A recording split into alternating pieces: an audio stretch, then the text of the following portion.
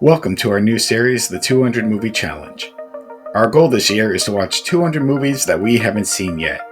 If you want to listen to the full podcast where this clip is from, the link will be in the description. Now enjoy today's movie. But Soto, let's change gears to another horror movie. And let me tell you about the second movie I saw this week. I saw a 2017 film called Mayhem.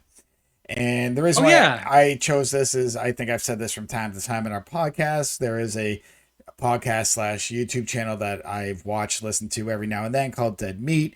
They reviewed this a few years ago, and there was always one like, I should check that out. And finally, I think I was on Netflix or to wherever the frig I saw it, and I just saw the cover, and I'm like, all right, this is it.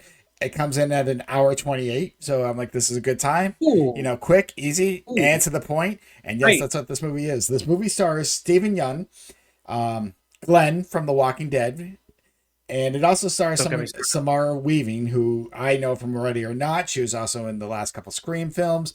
Great friggin' actress in a lot of these horror movies she does. So I was like, okay, these two, I knew Stephen Yeun was in it. I forgot Samara Weaving was in it. So I'm like, I'm into it. So Soda, let me give you the premise. Because yes, though this is horror, this is considered horror comedy. And the best one I can compare it to, weirdly enough, is a movie I watched last year when we were thinking about doing this called The Belko Experiment, where it's just a lot of crazy shit happens. But Soda, let me get you ready for some of this. So obviously now everyone remember I said this movie came out in 2017 because there is going to be something very ironic about how I start this. So Soda, there's this new virus called the ID7 that is kind of going around. Now, what it does, it does not kill you, but what it does is it takes over and basically your hormones rise, and as Stephen Yeun says in the opening monologue, it causes you to do stupid shit like punching your boss in the face or fucking your date in public because you cannot control your impulses. So basically, the instant you think something, you're going to do it. That thing in their back of mind, like, yeah, I'd like to punch my boss in the face, but I'm not going to do that because that would get me in trouble. No. Yes. Use of thoughts. There's a line in this Soto, and and he's like, sometimes you got to say, what the fuck? And I laugh because, we were like, what the fuck? And I'm like, there it is. So anyhow, now what happens is, again, all this is him explaining everything. And a year after, so they can maintain the virus. They basically put you in quarantine, and they have like an antidote that takes about 8 hours, and you kind of calm down off of this. Now they call the people infected redders because you get kind of red eye. Wow, this movie came out in 2017, and we're talking about a virus and redders and quarantine. Okay, so anyhow, but it's called emotional hijacking. But what happens is, as they're figuring things out with this virus, what happens is a couple years into it, a man who's now infected murders another man, and his lawyer got him off saying, well, he didn't kill him, the virus infected him, he was uncontrollable, he did not mean to do it, and he got off. So now comes the conundrum that if there's a problem with this virus, what is going to be allowed and what isn't, because now they set that precedent where someone got away with murder and they blamed it on the virus and he got off. So now that's kind of the quick premise that they gave us. So Stephen Yeun plays Derek. He's been working his way up at a law firm. We talked about this retail. He's excited. He's like, this is a great job. I'm going to make my mark. He's been there for years. He's basically a drone. Samara Weaving, she's basically, she's there talking to him about a foreclosure deal.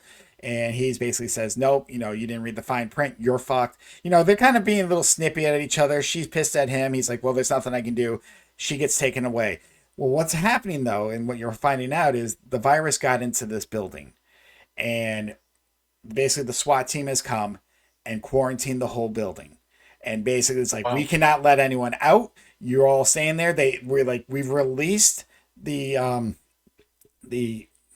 vaccine into the air ducts. You have about 8 hours, and then so obviously kind of like levels, like all the main bosses are like on the top level, where secret elevators, that you need certain key cards.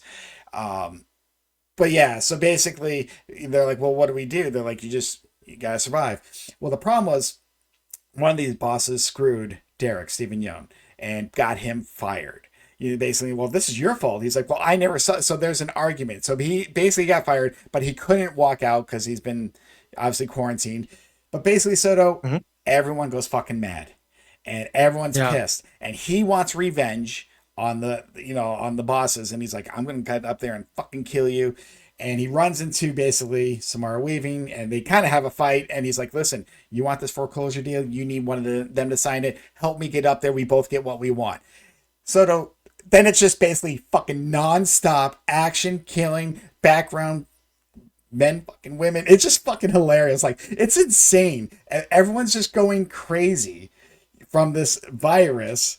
And, the whole idea is like, but then I think about the corporate world, because, who does all the work, and who's just trying to hide, and he's just trying to get to the top level. Basically, he wants to talk to the main guy to either get his job back, but at the same time, it's like, nah, I'm gonna kill you, because obviously they're all going insane because they're all acting on impulses. And he tells Samara Weaving, he's like, listen, we have about 6 hours left. If we can do this, we can get away with it, because after all this, we're both getting kicked out. So that's the whole thing. This is an injection-fueled movie, non-stop from beginning to end, with crazy-ass kills, just crazy-ass stories. Like, I'm jaw-dropping, and I'm laughing at parts, just because, kind of like what I go to the Belko experiment, just things you just don't think you see, because they're basically in an office setting, so...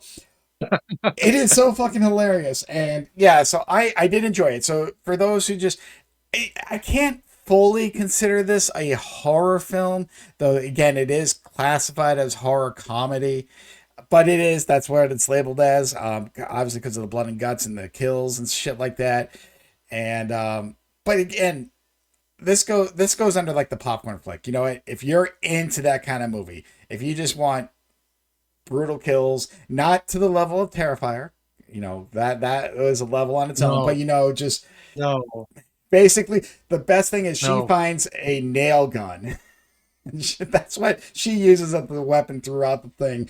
And I have a question. This trope I've seen in a few movies. I think I saw it in Love Hurts as well. He gets his hand stabbed through, and then they pull it out, and then they kind of always do the tape job, and like the hand's better for the rest of the movie. I never got that. Like, so if we got stabbed through the hand, I'm like, you're fucking not using that hand. You're not punching anyone. You're not doing shit. You're bleeding. I'm like, we've seen that in a lot of action films and stuff like that. Oh my god, yeah, your hand is definitely dispensable. That's for sure. Or so they. I'm surprised Jason Statham is not in it. Jason Statham is not in this.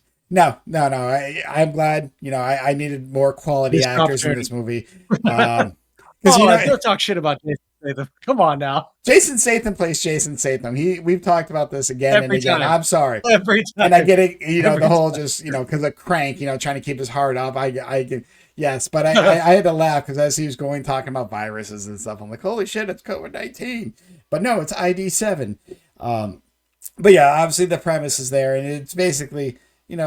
If you realistically think about it, yeah, you can be like, well, I wouldn't, punch my boss in the face. I wouldn't do this. I'm like, yeah, but you can't control anything. The instant you think it, you do it. And that's, that's kind of the psychology of a lot of these side characters, which is really good. Because again, they're trying to find key cards. It sounds like a video game to get to the next elevator, to find the next person. Oh, he's got to find the person that fired him. Oh, but they need, so it is hilarious, but it is, you can't take it too seriously. But again, I said, if you just want a fun ride, a popcorn flick, and you just want a lot of kills, a lot of deaths, and it's Stephen Yeun. He was great in this, because he was nice guy Glenn in Walking Dead. And in this, he's swearing, he's badass, he's so not Glenn that I just loved him. He's not one of the, I was worried. I'm like, oh, I'm going to just see Glenn in this character, root for him. No, he's an asshole. He's like your drinking buddy and stuff like that. He's like, and I love that. Nice. But where? Oh yeah, ranking. Yeah. Am I? All right. We've seen so many. This is gonna crack the. I can say right now, it's probably gonna crack the top 20, but not by much. Ooh, I think I might put it right there. This is out of all what I like to consider the popcorn flicks or just like that. This might be the best one that I've seen, but I like the style. Like I like the dark humor. That is me. I'm very big into that. If you're not into dark humor or a lot of violence, do not see this film. But if you like dark humor and you like just mindless violence, this film is for you, like me.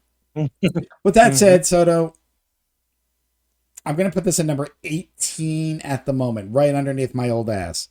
Right above Happy Time Murders. Because again, never gets old. It doesn't. It's getting older because it's from week one. But like I said, this is my kind of movie. And I get that this is not a movie that will be for everyone. But for what it was, like I just enjoyed the shit out of it. And again, just being an hour 28, under 90 minutes.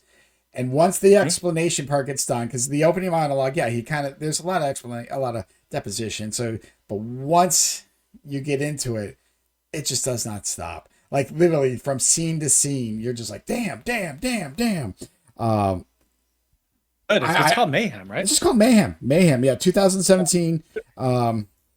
And I don't know what I was expecting. I kind of just knew the premise going in. And I kind of forgot a lot about that review because I saw it years ago. But again, I like the actor and actress, which probably helped. It was there. And I did like the Belko Experiment. That was another film I watched last year, which I liked. So, yeah. This is basically like the movie Office Space and they just all went fucking crazy. Just that's what it is. But yeah, Mayhem. If you like I said, interesting. Yeah. If you just need mindless violence, go check it out. If you don't, that's all I gotta say. That's where I'm at. Again, this might change. That middle section's always up and down, but right now, that's where I'm feeling. I just felt there was more heart to my old ass. There's definitely no heart in Mayhem. I mean, but that's the best I can say. All right. What else can you say? Yeah.